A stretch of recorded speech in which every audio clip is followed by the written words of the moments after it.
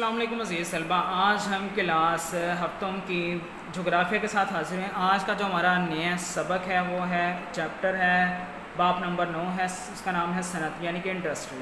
اس کے بارے میں آج پڑھیں گے۔ سب سے پہلے ہم دیکھتے ہیں صنعت لگانے کے عوامل کیا ہیں۔ صنعت سے مراد ایسی جگہ ہے جہاں سرمایہ دار خام مال اور قدرتی وسائل کو بروے کار لاتے ہوئے مختلف اشیاء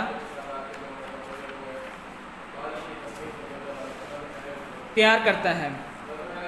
کسی ملک میں کسی بھی صنعت کو پروان چڑھانے کے لیے بہت سے افراطی قوت اور سرمایہ کی ضرورت ہوتی ہے۔ درذیل ان عوامل کو بیان کیا گیا ہے جو صنعت لگانے کے لیے ضروری ہیں۔ سب سے پہلے دیکھتے ہیں ہم خام مال۔ صنعت عام طور پر وہاں لگائی جاتی ہے جہاں خام مال آسانی سے دستیاب ہو اور بڑی مقدار میں اس کی فراوانی ممکن ہو۔ مثلاً کپڑے کی صنعت ایسے علاقے کے قریب ہوگی جہاں کپاس کی فصل بڑے پیمانے پر کاشت کی جاتی ہے۔ اگلا ہے ہمارا اس کے بعد عوامل جو ہے افرادی قوت۔ صنعت کے لیے افرادی قوت کا موجودہ ہونا بھی بہت بڑی ضرورت ہے۔ صنعتوں میں تربیت یافتہ اور غیر تربیت یافتہ دونوں طرح کے لوگ کام کرتے ہیں۔ صنعت میں کام کرنے کے لیے زیادہ تر تعداد اور سستی افراد کی قوت کی ضرورت ہوتی ہے، لہٰذا صنعتیں عام طور پر ایسی علاقوں میں لگائی جاتی ہیں جو گنجان آباد ہوں تاکہ افراد کو روزگار میسر ہو یا کرے اسے۔ اگلا عوامل آتا ہے ہمارے پاس سرمایہ۔ صنعت لگانے کے لیے کثیر مقدار میں سرمایہ کی ضرورت ہوتی ہے۔ سرمایہ سے عمارت کی تعمیر، استعمال میں ہونے والی مشینری اور دیگر اخراجات کو پورا کیا جاتا ہے۔ یہ سرمایہ مقامی اور بیرونی سرمایہ کاروں کے علاوہ بیرونی ممالک سے بھی حاصل کیا جاتا ہے۔ اگلا عوامل ہے ہمارے پاس توانائی۔ صنعت میں بڑی بڑی مشینریوں کو چلانے کے لیے توانائی کی ضرورت ہوتی ہے۔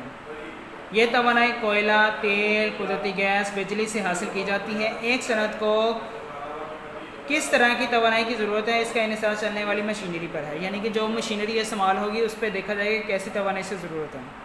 ذرائع آمد و رفت اور مواصلات۔ جس ملک میں ذرائع آمد و رفت اور مواصلات کا نظام بہتر ہوتا ہے وہاں پر لگائی گئی صنعتیں لگائی جاتی ہیں۔ اچھی سڑکیں اور ریلوے لائن کی سہولتیں صنعتی ترقی سے براہ راست منسلک ہیں۔ پیداواری علاقے سے خام مال صنعتی علاقوں میں منتقل کیا جاتا ہے اور صنعتوں سے تیار شدہ مال منڈیوں تک پہنچایا جاتا ہے۔ لہٰذا کسی بھی ملک کی صنعتوں کے لیے ضروری ہے کہ وہاں پر صنعت اور اس سے متعلقہ علاقوں کے درمیان آمد و رفت اور مواصلات کے بہتر نظام ہوں یا اس کا انتظام کیا گیا ہو۔ آگے آئے تو ہمارے پاس منڈی۔